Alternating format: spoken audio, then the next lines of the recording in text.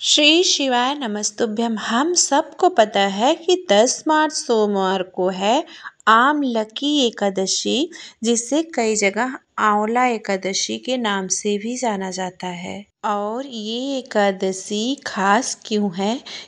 क्योंकि इस दिन पड़ रहा है सोमवार का पुष्य नक्षत्र।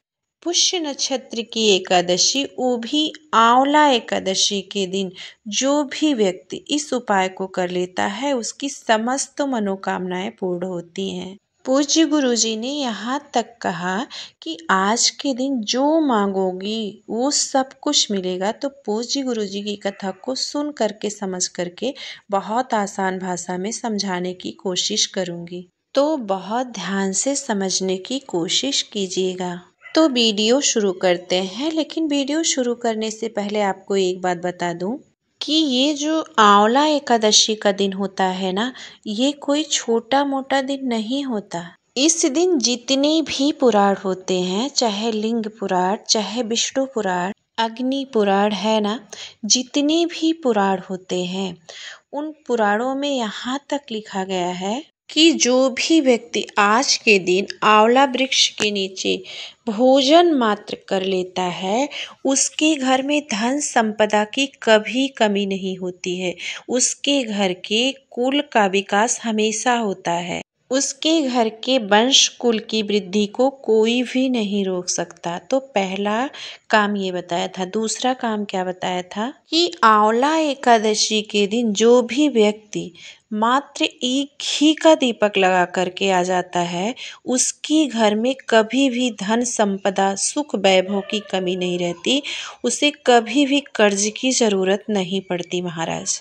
साथ ही साथ आंवले के वृक्ष के नीचे पूजा करने से आपको 1000 गौ दान के बराबर पुण्य मिलता है। तो आंवला एकादशी के दिन करने वाला ये विशेष उपाय जो आपको नौकरी, व्यापार, कोर्ट केस में निश्चित रूप से सफलता दिलाएगा। कितना ही पुराना आपका अटका हुआ काम हो, उस कार्य की सिद्धि के लिए, आपकी कामना की प्राप्ति के लिए यह उपाय आप आज के दिन यानी एकादशी के दिन करना ना भूलिएगा। करना क्या है, आपको इस तरह से एक दीपक तैयार करना है। वो दीपक चाहे आप मिट्टी का भी ले सकते हैं, आप आटे का भी ले सकते हैं, ये आपके ऊपर डिपेंड करता है।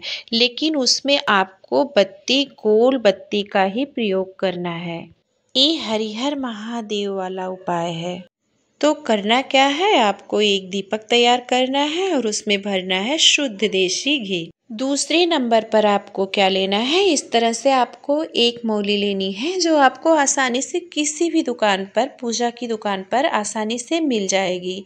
तो इसमें गुरुजी ने कोई ये नहीं बताया है कि आपको इतना ही लंबा लेना है, बस आपको थोड़ा सा इस तरह से थोड़ा सा मौली लेनी है और आपको इन सब सामग्रियों को लेकर के जाना है आंवले के वृक्ष के नीचे। आंवले का वृक्ष कितना भी छोटा हो, चाहे गमले में ही क्यों ना हो। साथ ही साथ आप 1 लोटा जल शुद्ध जरूर भर लेना। सबसे पहला काम आप क्या करोगे, जैसे ही आप वहां पर पहुंचेंगे, सबसे पहले आपको 1 लोटा जो शुद्ध जल भर करके ले गए हैं उसे आपको आंवला वृक्ष के नीचे समर्पित कर देना है। किसका नाम लेकर के? हरिहर महादेव का नाम लेकर के श्री शिवाय नमस्तुभ्यम मंत्र का स्मरण करते हुए। इसके बाद आप एक जो गोल बत्ती का दीपक लेकर के गए हैं उस दीपक को आप प्रज्वलित करेंगे। लेकिन आप इस बात का ध्यान रखेंगे कि दीपक के नीचे आप आसन जरूर दे देंगे।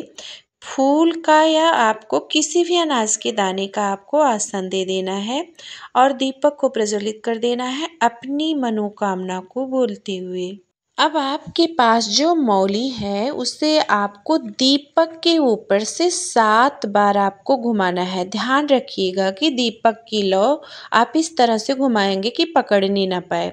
7 बार आपको घुमा करके आपको क्या करना है, ये जो आंवले का वृक्ष है उसमें किसी भी टहनी में आप उस मौली को बांध देंगे।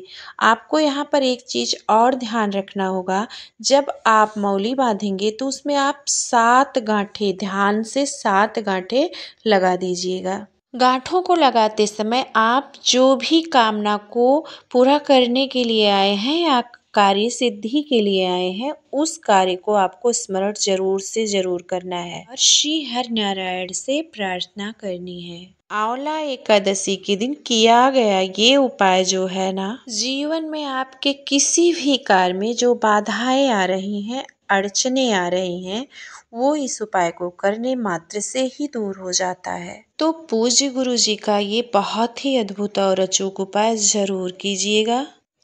ये वीडियो यहीं तक थी, मिलती हूँ आपसे नेक्स्ट वीडियो में। तब तक के लिए श्री शिवाय नमस्तुभ्यम। ओम नमो भगवते वासुदेवाय। आपका दिन शुभ हो।